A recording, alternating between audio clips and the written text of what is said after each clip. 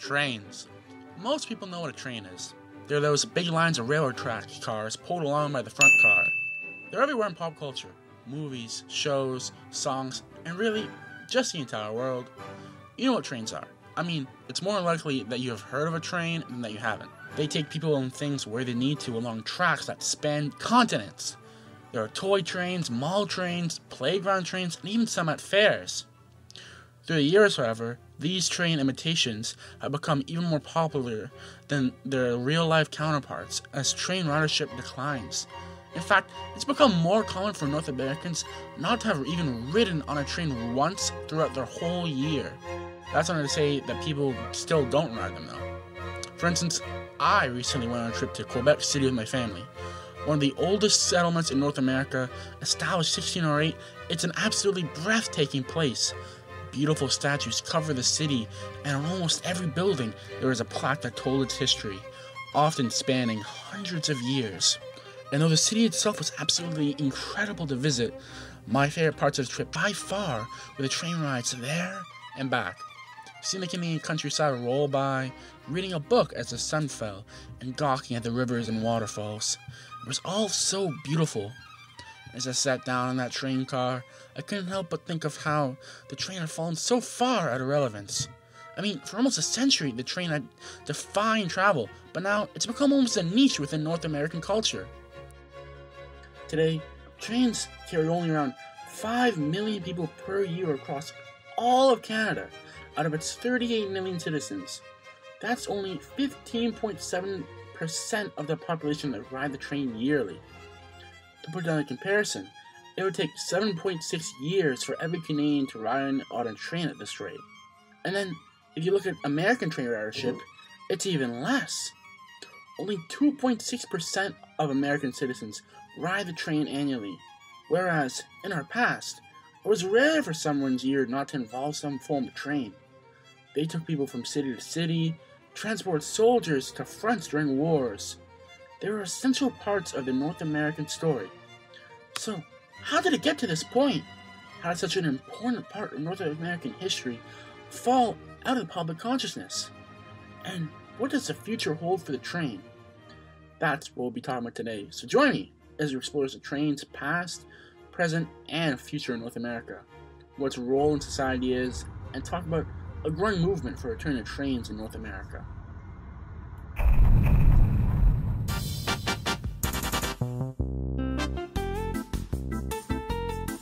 Trains have been a mainstay within pulp culture for the past century and a half, offering serving as backgrounds for or set pieces where many a tale takes place. Stories like The Gambler by Kenny Rogers. A 1978 song, it tells about a gambler giving a fellow rider advice on a train ride. It currently bolsters around 300 million streams on Spotify. It's been used in movies and shows from The Office to King of the Hill. Then there's classic folk song representations of the train like The Wreck of the Old 97, a song about a conductor derailing a train. Written almost 100 years ago, the song has been covered and redone all the way to the present day. These railway stories have carried through to other forms of media as well, like video games and movies. Think games like Red Dead Redemption or movies like Stand By Me. The train has been well established within the average North American as an essential part of the collective consciousness, as should be. Trains were vital back before cars were a thing in transporting goods and people across the continent. It's what connected such large countries and built modern-day America. America being the first country to build a train and reap its benefits of bringing people across its country. But soon, the train made way for the car, leading to its sharp decline in relevance.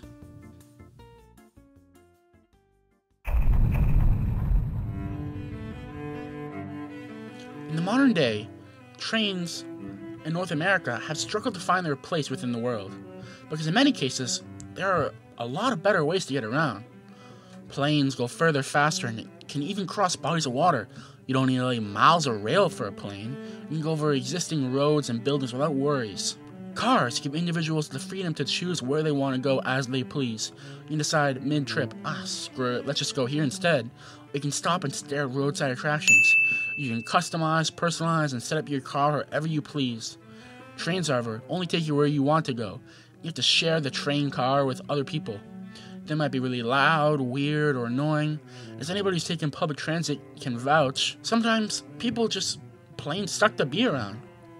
You can also miss a train or something could happen on it, so For many, there doesn't seem to be a real reason to use the train, leading of course to its sharp decline in the 60s. Many train companies went out of business during this time due to a sharp decline in ridership. A lot of these companies would have their passenger rails taken over by government organizations and run by them, so that people could still take trains places, leading to the creation of new government-run train organizations like the Amtrak. The company that I rode with, Via Rail, was one such case. Founded in the 70s, they bought out several struggling train companies and took on its passenger train roles as a government-funded corporation. Nothing demonstrates this decline better than the song "The City of New Orleans." Written in the 70s, the song is about an Amtrak train route that goes from Chicago to New Orleans. It tells what it was like to ride on a train, and the song's rhythm and melody feel almost like riding on a train itself. Riding on the city of New Orleans, Illinois Central, Monday morning rail. 15 cars and 15 restless riders, 3 conductors, 25 sacks of mail. The song talks about the rider's journey on the train and how empty the train now is. Whereas before the train was an essential part of American culture, now there's only enough people on a train for one person per car. All along the southbound Odyssey, the train pulls out at Kankakee and rolls along past houses, farms, and fields, passing trains that have no name, and freight yards full of old black men, and the graveyards of the rusted automobiles. Riding a train is the most relaxing way to travel. No worries about other drivers, stormy weather, or turbulence. All you need to do on the ride is relax, and all you can do to reach that goal is anything. On a tour across this wonderful world rolling on by. Good morning, America, how are you? Said, don't you know me? I'm your native son. I'm the train they call the city of New Orleans. I'll be gone 500 miles when the day is done. The train's history goes hand in hand with North America. The stories of train hijackings, railroad barons, of settlers using the rail to travel in early North America. Trains are what brought people where they needed to go. They, in many ways, are what made this continent, and we made the train. Now, though, we've outgrown our need for it. The point of the city of New Orleans is the train trying to remind America about itself. That's why the train asks, "Good morning, America, how are you?" The train is trying to catch up with a country that has long outgrown the need for its relationship. That's not to say that the train has faded into obscurity, however, as what we're seeing today is somewhat of a resurgence in the train's prominence within North America. More and more people have become aware of how important the train is as a travel option, its public benefits, peace of mind, and safety within a community. Thanks to the internet, more and more people can see what other countries' travel systems look like, and are finding out that cars don't need to be the only way to get around. Take a look at Japan. Travel vloggers in Japan have become incredibly popular. Videos garnering millions of views showcase to people just how easy it is to move around in that country. In fact, it's become common for many Japanese people not even to get their driver's license. Because why would you? Transit costs less money than a car, everything is close together, parking is hard to find, and taking public transit is just quicker than riding a car. Meanwhile, in North America, the opposite is true. Public transit costs a shitload of money, they're mostly late, they're slower than riding a car, and everything is so far apart that it makes much more sense just to own a car. For a great example of a good non-car-centric city, look no further than where I just visited, Quebec City. The downtown part of the town was almost completely empty of cars because it was just inconvenient to drive there. Thanks to its narrower streets and little street parking, walking or busing was just the better option. This all led to the most beautiful city that I've ever been in, where the sounds of people aren't trumped by cars going 60 kilometers per hour, where the streets aren't constantly being worked on. People, they left their windows open, and through it I could hear a harp player down the street. It was all so quiet, serene, beautiful. But you won't see cities like this pop up anymore because, well, They're illegal to build them for the most part. Most of Canada and North America are zoned for only single-family homes. You can't build convenience stores in the suburbs after all. In the town that I grew up in, Ottawa, they had a fully fledged train system for a long time, with plans to expand, only for the city council to cancel construction in an attempt to modernize the city. Only for a decade later, them to desperately try and rebuild the public transit they just destroyed. There's been an overwhelming consensus here in North America that the way to solve traffic is to just add another lane or widen the roads, when the solution has really been to give people the option not to drive if they don't want to. There are a lot of people out there, myself included, who would rather not drive if they could. And things like buses and trains give people who would rather not if they didn't have to, the option not to. But so long as riding a train is worse than owning a car, you won't see the day where cars don't own the streets anytime soon in North America. Yet, as the public mindset shifts from car-centricity transit, we'll see this change in the modern world. Many cities are already changing to be much more pedestrian-minded. As mentioned, my hometown of Ottawa, for example, is building train lines that go across the whole city, with improved bus lanes that make it easier for pedestrians to get around. The world is getting ready for a return to the train that I just can't wait to come.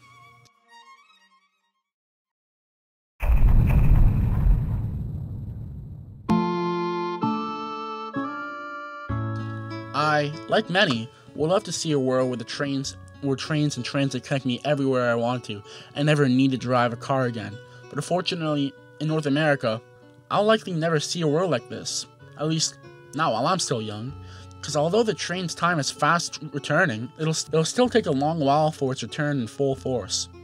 Here in Canada and the United States, we're just too car addicted for public transit to work. Most of our cities are just a few blocks of dense buildings and cool stuff, and then just suburbia that sprawls for miles around it. I mean, what are we gonna do? Build a train that leads people to their singular family homes? No! That's a huge waste of money. Most bus routes here take you to the mainest road of the suburbs, then you need to walk a solid 15 minutes through boring copy and pasted houses just to get to your home. In our current world, it makes so much more sense just to own a car rather than having to go on a fucking quest just to get home. And I'll admit it, as much as I enjoy taking the train to Quebec City, I'll have to admit, we probably should have just taken a car. It would have been a lot cheaper than the train we took. Me, my mom, and my brother riding on the train together cost us almost 8 times as much as it would have if we just taken the car. Still though, the train holds a special place in my heart. Trains are by far the single best riding experience. Planes are too cramped and don't let you see the world close by. Cars are boring and dangerous to ride on for long periods of time. On the trains, however, you're on the ground seeing the world whirl on by. You can see humanity in its purest forms. You can see people playing cards or watching movies together, leaning on each other's shoulders. Just riding on a train fills the heart with love and respect for this pale blue dot we call home. Earlier, I mentioned how you have to deal with other people who ride trains when talking about its cons. Well, it's not really a con for train riders. The people on train rides are by far some of the nicest people I've ever met. They understand what really matters in life. That really, it's not the destination, it's the journey that makes the trip. I mean, if I had taken a plane or a car to Quebec City, I would have been stressed planning for the trip, trying to make time for it, and dealing with security so much that would have left me off with such a much worse experience. Riding a train takes all your worries about the trip and you forget about them for a little while. So try riding a train once in a while. Watch the world roll past you, and think maybe of its history, for all the people who rode on the train before, and all the people that haven't yet. Think of its future, of the people who haven't been born yet who will one day ride on a train. Maybe the one you're on right now. Feel the wheels rumbling beneath the floor and envy the staff who get to experience this each shift. Most importantly though, enjoy the ride. Because a train ride unappreciated is a ride wasted.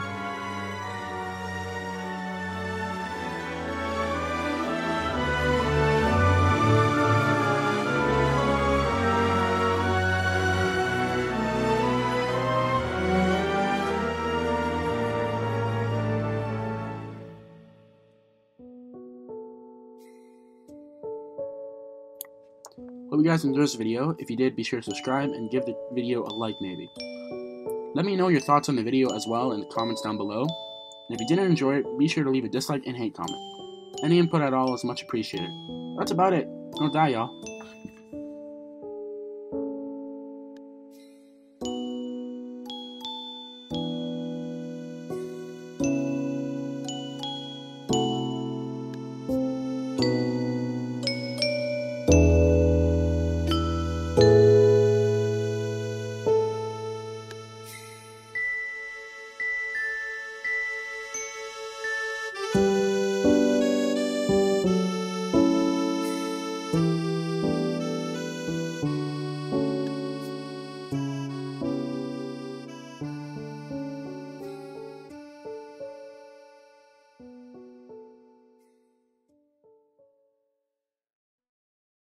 Alright, go vroom vroom like Ash you're riding it.